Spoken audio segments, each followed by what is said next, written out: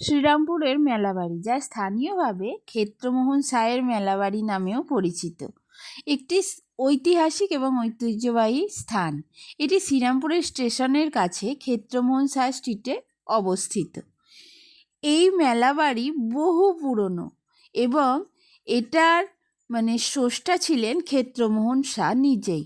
1897 সালে তিনি গোদাবরীতে স্নান করতে গিয়ে একটি শিবলিঙ্গ পান এবং স্বপ্নাদেশ পেয়ে সেটি শ্রীরামপুরে প্রতিষ্ঠা করেন।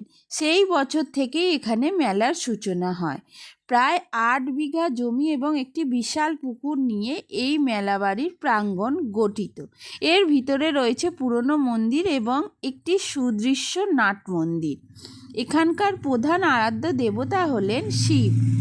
এছাড়াও মন্দিরের ভিতরে কোষ্ঠী পাথরের কালী, অষ্টধাতুর সূর্য দেবতা, পাথরের অন্নপূর্ণা, রাধাকৃষ্ণ এবং গণেশের মূর্তিও রয়েছে। 125 বছরেরও বেশি পুরনো এই মেলাবাড়ি শ্রীরামপুরের মানুষের কাছে অত্যন্ত শ্রদ্ধার স্থান। মেলার সময় এখানে কয়েকদিন ধরে উৎসব চলে এবং প্রচুর মানুষের সমাগম হয়। এক সময় এমন ছিল যে এই মেলাবাড়ি ছিল সবথেকে বড় মেলা, কিন্তু সময়ের সঙ্গে পরিবর্তন হতে হতে মেলাটি এখন অনেকটাই ছোট হয়ে এসছে। কিন্তু এই মেলার মধ্যে নানা ধরনের দোকান, এমন কোনো দোকান নেই যেটা দেখতে পাবে না। আচার পাঁপড়ের দোকান, সাংসারিক জিনিসের দোকান, চুড়ি, মানুষের হাতের, কানের, গলার যত রকমের সাজগোজের জিনিস, সব কিছুর দোকান এখানে পেয়ে যাবে।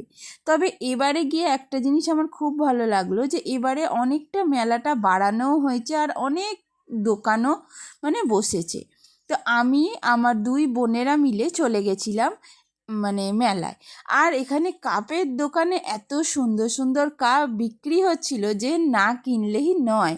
তো দেখো, এখানে খুব সুন্দর সুন্দর জিনিসপত্র বিক্রি হচ্ছে। বাচ্চাদের খেলার জন্য নানা রকমের খেলাও এসছে, যেমন মিকি মাউস আছে, গাড়ি আছে, অনেক রকমের। তারপর ছোটোবেলার কথা একটু মনে পড়ে গেল। ছোটোবেলার সেই মাটির জিনিসপত্র, যেমন ফল, তারপরে অনেক কিছু ঠাকুরের মূর্তি টুর্তি সব কিছুই পাওয়া যায় এখানে। প্রথমেই যেটা বললাম যে এখানে একটা বিশাল নাট মন্দির আছে, তো এইটা হচ্ছে সেই নাট মন্দিরের প্রাঙ্গণ।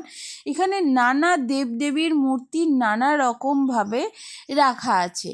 এটা এখন এইরমভাবে তৈরি হয়েছে, কিন্তু এর আগে মেলার মধ্যে এক একটি জায়গায় ঘর তৈরি করা থাকতো, সেই ঘরের মধ্যে এই মূর্তিগুলি বসানো থাকতো।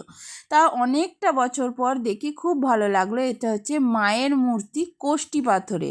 তো দেখে আশা করি তোমরা বুঝতেই পারছো, আর মাকে দেখে খুব অপরূপও মনে হচ্ছিল। তারপরই চলে গেছি এখানে। দেখুন যে মন্দিরটা সুন্দর সজ্জিত করে রাখা আছে, এটা হচ্ছে মহাদেবের। আর এই যে সেই বিশাল মূর্তি, তো আমাদের তো খুবই ভালো